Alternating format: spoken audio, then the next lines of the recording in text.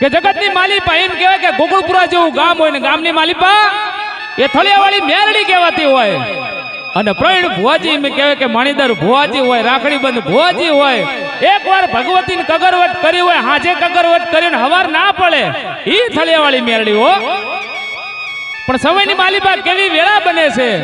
આજે હું એસબીએમ સ્ટુડિયોની અંદર બેઠો હોય અને આવી ભગવતીની વાર્તા કરતો હોય અને અમારા અજીતભાઈ ઠાકોર મ્યુઝિક આપતા હોય, પણ હાચા ભાવની હાચા હૃદયની મારે વાત કરવી હોય, પણ કેવી વાત કરવી હોય કે સવાર પડે દિવસ યુગે ને પ્રવીણ ભુવાજી સાણંદ જેવા શહેરની માલિપા જાય. આહા હવારમાં દીવ ઉગે, સૂરજનારાયણ ભગવાન ઉગ્યા, મેળીને પગે લાગી એમ કહેવાય કે હાણંદ જેવા શહેરની માલિપા કામકાજ માટે જાય હો. પણ એમ કહેવાય કે મેલડી એટલું કહેશે કે મારા દીકરા એ પ્રવીણ, જે જગ્યા ઉપર તારી જરૂર હોય ને ત્યાં હું તને મેલડી મોકલું. પણ ક્યાં પ્રવીણ ભુવાજી જાય છે કે બજારની માલિપા જતા દવાખાનાના પગથિયા પ્રવીણ ભુવાજી ચડી જાય. એ બજારની માલિપા કામ હોય એ છોડી એમ કહેવાય કે એમનું મન એવું વળી જાય કે લાય મને દવાખાને જવા દે. દવાખાનાના પગથિયા સળે છે અને ત્યાં જઈને ઉભા રહે છે. એમ કહેવાય કે પોતાની નજરે કોઈ એમ કહેવાય કે 80 વર્ષના ડોહા હોય ને આંખમાં હુડા પાડતા હોય, બાજુની માલિપા નજર કરે છે ને તો એમ કહેવાય કે 13 વર્ષના 2 દીકરા હોય એ રડતા હોય છે.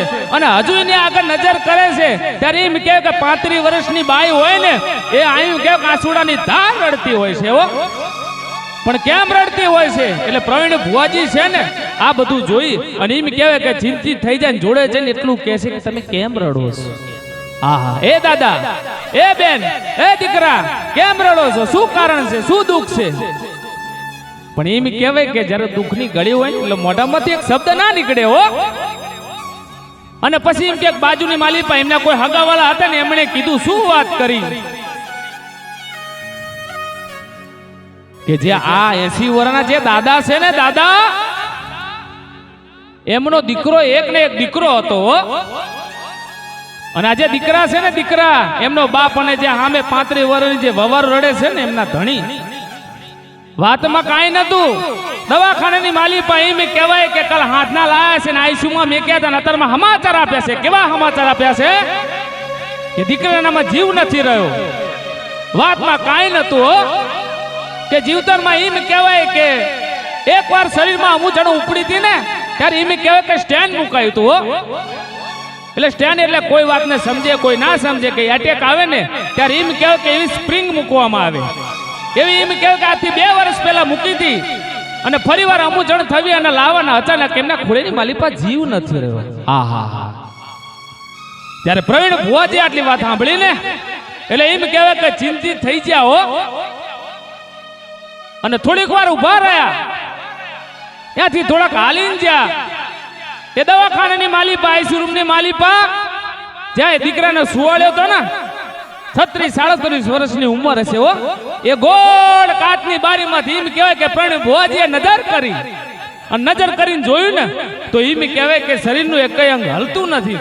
કોમ્પ્યુટરની માલિપા એમ કહેવાય કે લીટા બંધ થઈ જાય છે. અને તેથી પ્રવીણ ભુવાજીના હૃદયની માલિપા એમ થયું લાય આ સમયની માલિપા કદાચ જો કોકનો જીવ લઈને આવતી હોય તો મારી થળિયાવાળી મેલડીને યાદ કરવી છે હો.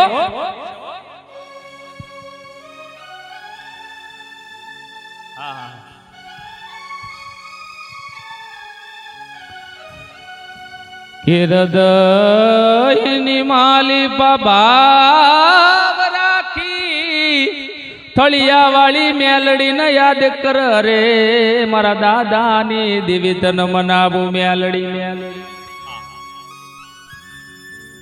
હે મારા વડવાની દેવી, હે મારા ગીધા ભગતની દેવી, હે માં મેલડી, હું મારા કામકાજ માટે આ સાણંદની બજારની માલિપા આવ્યો હતો હો. પણ માડી આ જગ્યા ઉપર મારી જરૂર હશે ને એટલે મારું મન ફરીનું દવાખાનાના પગથિયા સડી ગયો. જો મારી આ વાતમાં તું ભેડી હોય અને કોઈ કદાચ પૂરપૂર જેવા હુડા પાડતા હોય ને મારી સામે બેઠા હોય તો મારી આજ મારાથી જોવાતું નથી હો. અને મારી થડિયાવાળી મેલડી જો કદાચ ગોકુળપુરા ગામની માલિપા બેઠી હોય અને મારો હાથ હાંભળતી હોય ને તો કદાચ દવાખાનાની માલિપા ડોક્ટર એમ બોલ્યા હોય કે આમાં જીવ નથી. મારી મેલડી થડિયામાંથી નેહરી ગામના ટોડામાંથી નેહરી અને હાણંદના દવાખાના પગથિયા સડી જાય તો માનું મારી થડિયાવાળી મેલડી આવી હતી હો. અને જ્યારે એમ કહેવાય કે આટલો ભાવ જાગો મેલડીને કગરવટ કરી દેતી મઢની માલિપા થડિયાવાળી મેલડી બેઠી હતી હો. અને કાન હાંભળી જાય ને પછી મેલડી નેહરે પણ કેમ નેહરે, દવાખાનાના પગથિયા સડે પણ કેમ સડે. પણ એ મારે કેવું હોય ત્યારે કે મઢમાંથી બહાર નીકળી ધીમા ધીમા ડગલા માંડતી સાણંદના દવાખાનાના પગથિયા સડી જાય.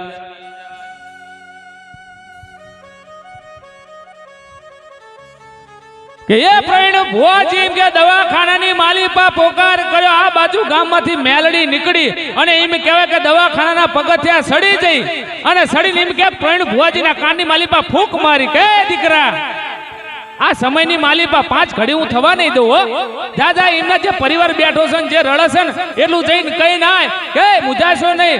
આ ડોક્ટરે એમ કીધું હોય કે તમારા આમનામાં જીવ ના રહ્યો હોય તો મારી મેલડી જીવ પૂરો છે. હા પ્રવીણ ભુવાજી ધીમા ધીમા ડગલા માંડતા 80 વર્ષના દાદા જોડે આવી ઉભા રહી જાય. આહા એ ધીમા ધીમા ડગલા માંડીને જ્યાં મેરડીએ કાનની માલિપા ફૂંક મારીને પ્રવીણ ભુવાજી ડગલા માંડી અને એમ કહેવાય કે 80 વર્ષના દાદા જોડે આવીને ઉભા રહ્યા હો. અને ખભા ઉપર હાથ મેલીને કીધું દાદા હવે રડવાની ઘડી નથી, રડવું નથી. કારણ કે આજે કોઈ સમય બન્યો હશે, કોઈ વેળા બની હશે.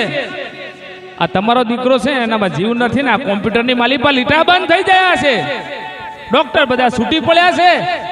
પણ મેં મારી જે મઢની માલિપા બેઠેલી મારી થળિયાવાળી મેરડી કીધા ભગતની ભક્તિ દેવીને મેં પોકાર કર્યો છે એટલે મઢમાંથી નેહરી અને હવે આ દવાખાનાના પગથિયા ચડી અને તમારા દીકરાના ખાટલા જોડે છે મારી મેલડી ઊભી છે. આ 5 મિનિટ ના થાય ઘડિયાળની માલિપા જો 5 મિનિટ ના થાય ડોક્ટર કદાચ એમ કહે ને કે કોમ્પ્યુટરના લીટા ચાલુ થઈ જાય દીકરાનામાં જીવ આવી ગયો છે તો એ માજો મારી થળિયાવાળી મેલડી તમારા દીકરાનામાં જીવ પૂરી જઈતી હો.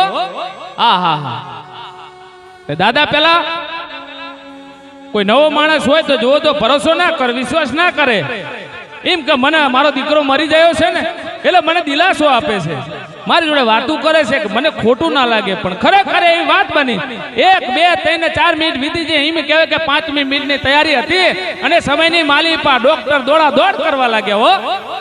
અને દોડા દોડ કરતા એમ જોયું કોમ્પ્યુટરની માલિપા લીટા ચાલુ થયા, ખબર પડી કે આ દીકરાનામાં જીવ આવ્યો છે. અને તેથી એમ કહેવાય કે દાદા કહેવા લાગ્યા હા જેમ કહેવાય કે ભાઈ મારી જોડે ઉભા હતા ને એ બોલ્યા હતા ને એ વાત સાચી બોલ્યા, મારા દીકરાનામાં જીવ આવ્યો. અને તેથી એમ કહેવાય કે દાદા આવી અને પોતાના દીકરાના જોવે છે. એમ કહેવાય કે બધા ડોક્ટરો ફરતા ફરી વળ્યા છે, નાડું ચેક કરે છે અને કોમ્પ્યુટરની માલિપા લીટા દેખાય છે, દીકરાનામાં જીવ આવ્યો છે. એટલે દાદા એ કાચની બારીએ ઉભા હતા ને એ જોતા હતા ને તો એમ કહેવાય કે શેઠેથી પ્રવીણ ભુવાજી દેખાતા હતા અને એમની જોડે આવીને ઉભા રહીને કહેવા લાગ્યા કે નક્કી તમે અમારા માટે ભગવાન થઈને આવ્યા છો અને તમારી મેલડી છે ને એ અમારું આજ માવતર બની છે હો. આ ઘરની માલિપા મોભ નતો પણ આજે એમ કહેવાય કે તમારી મેલડી આ મોભને મજબૂત કરી નાખ્યો. અને પછી આ દાદાના હૃદયમાંથી એમ કહેવાય કે વૈરાગ નીકળે, પણ કેવો વૈરાગ નીકળે છે કે વારી જવું તમારી મેલડી નવારી જવું.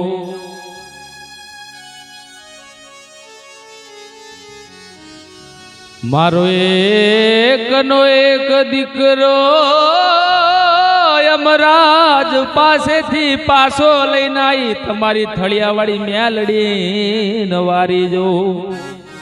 અને એની વાત કરી આંખમાંથી બોર બોર જેવા હોડા પાડી અને રડી જાય છે. પછી એમ કહેવાય કે દાદા કહે છે કે તમે કહો ને એવું કરવા તૈયાર છું, તમારો શું વ્યવહાર થાય છે. અને તેથી પ્રવીણ ભુવાજી એટલું કીધું કે મારી માતા છે જગતની માલિપા લેવા નથી બેઠી હો, દરેકને આપે છે. એટલે જીવનની અંદર આજ મેં તમારી આવી નાની થોડીક મદદ કરી, આજ કગરવટ કરી મારી મઢની દેવીને મેં બોલાવી, તો જીવનમાં બને ને તો કોઈ નાના માણસ હોય ને કે ઘરની માલિપા એમ કહેવાય કે મુઠ્ઠી પર જાર ના હોય, ખાવા એમ કહેવાય કે કોળિયો ના હોય ને તો એની મદદ કરજો. બસ જીવતરની અંદર અમારી મેરડી કઈ માંગતી નથી, અમારી મેરડી તો હાલવા બેઠી છે. એટલે જીવનની અંદર તમારો દીકરો હાજો થાય ને એટલે શાંતિથી હળી મળીને તમારો પરિવાર જીવન સુખી રહેજો હો. કારણ કે જે મારી મેરડીને આપવાનું હશે નિવેદનાર એ હું ઘેર જઈને મારી રીતે કગરવટ કરી નાખીશ હો.